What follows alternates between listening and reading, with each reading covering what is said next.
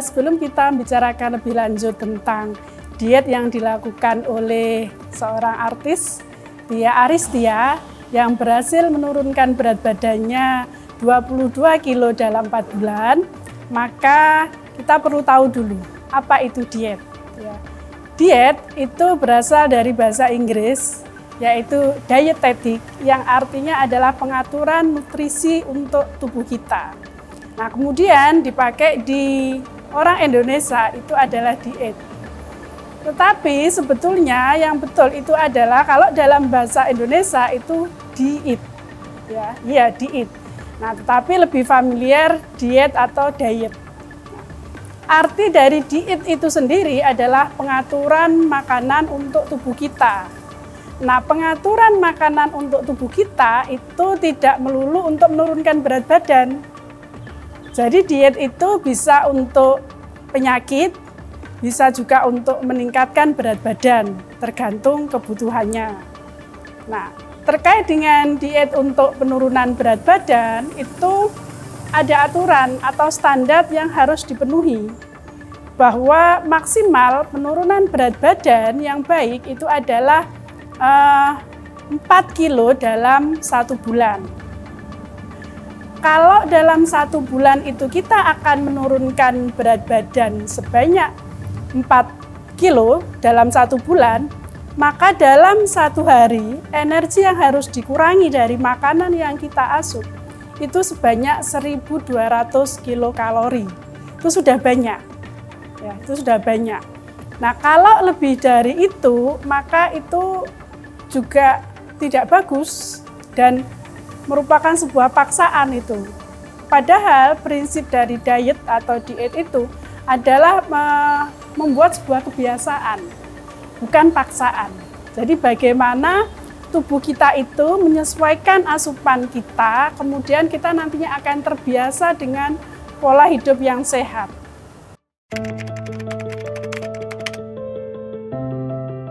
Ya, terkait dengan program diet atau penurunan berat badan yang dilakukan oleh Tia Aristia yang mampu menurunkan 22 kilo berat badan dalam 4 bulan, maka dia mengklaim bahwa diet yang dia lakukan itu dalam pengawasan dokter.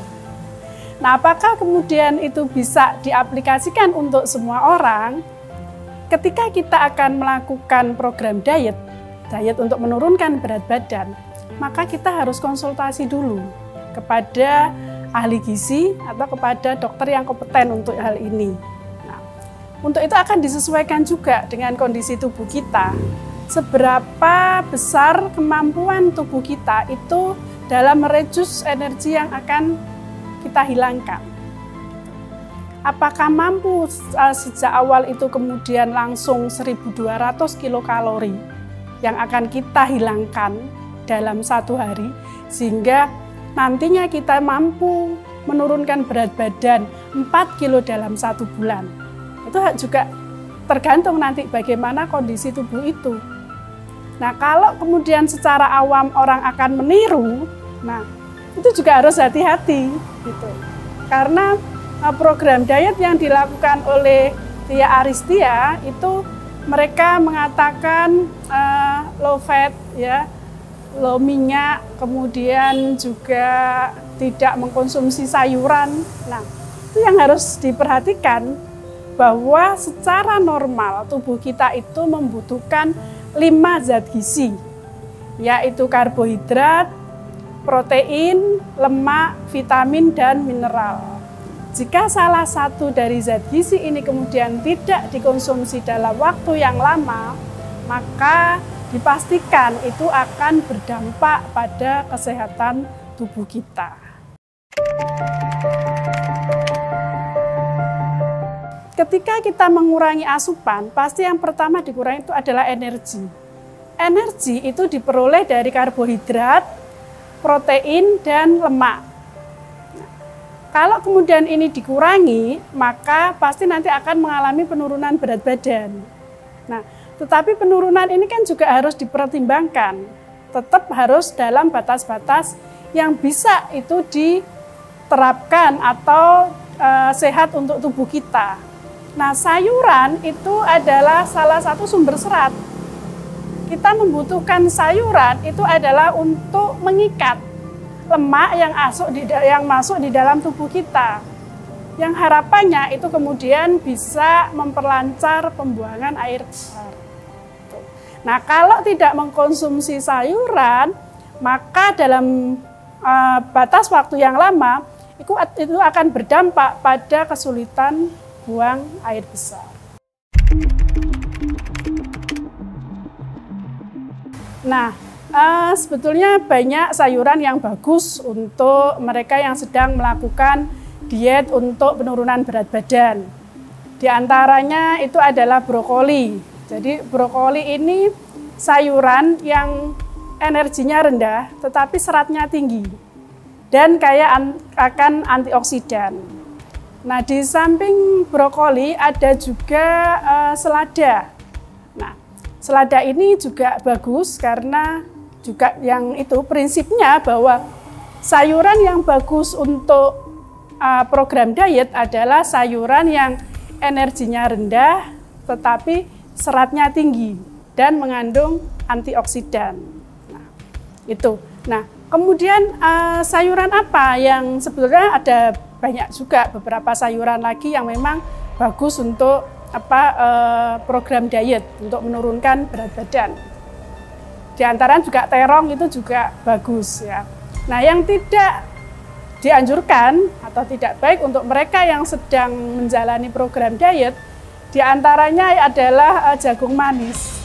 Nah, kenapa jagung manis itu tinggi energi dan indeks glikemiknya ya itu juga tinggi, sehingga tidak bagus juga untuk para penderita diabetes. Padahal sering kita temui itu di dalam menu-menu orang yang diet untuk menggantikan karbohidrat yang diperoleh dari nasi itu mereka memberikan menunya itu adalah jagung manis gitu. Nah, padahal ternyata jagung manis itu tidak bagus. Nah, kalau mau yang lebih bagus lagi adalah kentang, indeks glikemiknya rendah gitu. Atau nasi jagung ya, nasi jagung indeks glikemiknya rendah. Ya, jadi kita harus membedakan pengertian sayur dengan sayuran. Nah, sayur itu adalah yang sudah diolah. Nah, kalau sayuran itu adalah dalam keadaan mentah. Jadi bayam, kemudian selada, kemudian wortel itu adalah sayuran. Nah, kalau sayur itu adalah lodeh, kemudian sup, sayur asem itu masuk sayur. Bagaimana kita memperlakukan sayuran itu agar kita memperoleh zat-zat gizi yang ada di dalam sayuran tersebut. Prinsipnya itu sebetulnya yang bagus sayuran dikonsumsi dalam keadaan mentah. Tapi kan tidak semua sayuran itu bisa dikonsumsi dalam keadaan mentah. Jadi misalnya selada itu orang terbiasa makan selada dalam keadaan mentah. Justru tidak bagus kalau kemudian selada diolah. Tapi kan orang tidak mungkin makan bayam, meskipun bayam itu kandungan zat besi atau Fe-nya tinggi. Tapi kan nggak terbiasa kemudian orang dimakan pakai kulupan bayam. Tetap harus direbus. Nah, bagaimana kita memperlakukan sayuran-sayuran yang harus diolah itu, di antaranya misalnya direbus atau kemudian ditumis, maka usahakan jangan terlalu lama. Jangan terlalu lama memasaknya. Sehingga sayuran itu masih kalau dimakan itu bunyi krenges gitu. Ya, tidak losoh gitu. Kalau losoh kita hanya makan sayuran atau makan sayur itu saja, tapi zat gizi terutama fibernya, seratnya itu sudah banyak berkurang karena proses pemanasan.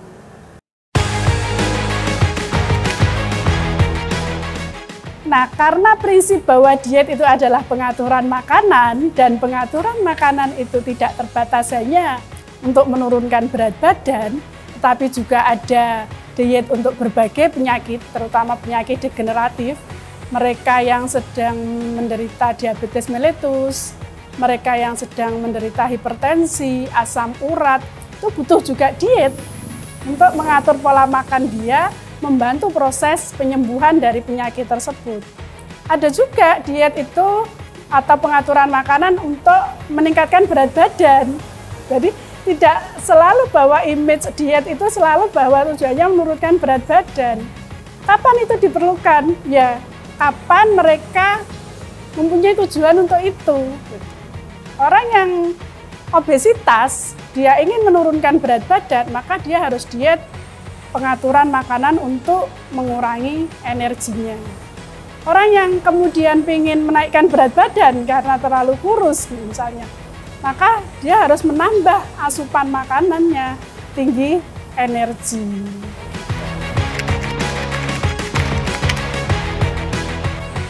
Ya, program diet yang aman untuk dilakukan. Ini kembali lagi, diet dalam arti diet untuk penurunan berat badan, ya. Maka tetap harus memperhatikan 5 asupan zat gizi itu. Bahwa di dalam makanan kita harus mengandung karbohidrat, harus mengandung protein, lemak, vitamin, dan mineral. Karena program kita itu untuk menurunkan berat badan, maka kita akan mengurangi energi. Nah, energi itu diperoleh dari karbohidrat, protein, dan lemak. Berarti inilah yang harus diturunkan. Nah, yang memberikan kontribusi energi yang terbanyak itu adalah karbohidrat. Nah, sehingga orang kebanyakan mengurangi karbohidrat, bukan menghilangkan. Bukan menghilangkan, tetapi mengurangi. Begitu juga dengan lemak, ya, juga harus dikurangi.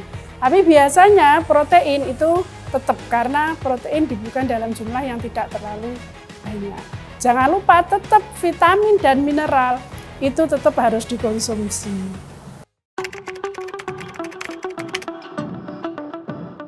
Ya, jenis olahraga yang bagus untuk mereka yang sedang program diet untuk menurunkan berat badan adalah olahraga yang sifatnya ringan, ya, tidak terlalu berat.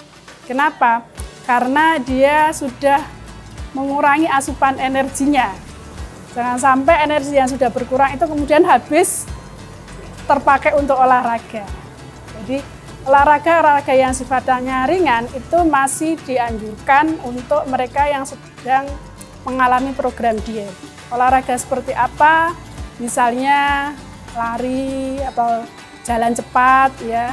Kemudian mungkin bersepeda yang tidak terlalu jaraknya jauh, ya.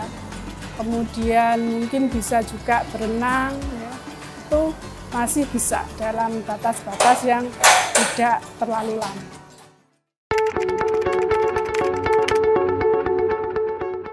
Ya, untuk kita orang-orang yang tetap ingin hidup sehat, maka kita harus mengkonsumsi makanan itu beragam.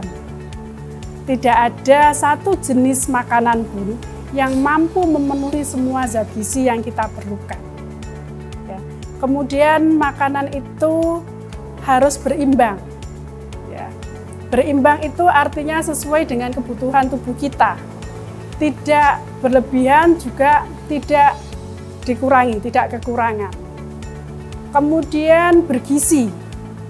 Nah, makanan yang kita konsumsi harus bergizi, mengandung 5 zat gizi, yaitu karbohidrat, protein, lemak, vitamin, dan mineral. Nah, kemudian harus juga aman. Ya, aman artinya tidak mengandung bahan-bahan tambahan atau bahan-bahan makanan yang tidak diperbolehkan. Ya. Kemudian sehat, ya, jadi dalam kondisi yang bagus bahan-bahan makanan yang kita konsumsi. Kemudian untuk kita orang yang misalnya orang Islam itu harus halal, ya itu. Jadi harus B3SA, ya, beragam, bergizi, berimbang, sehat, dan halal. Aman dan halal.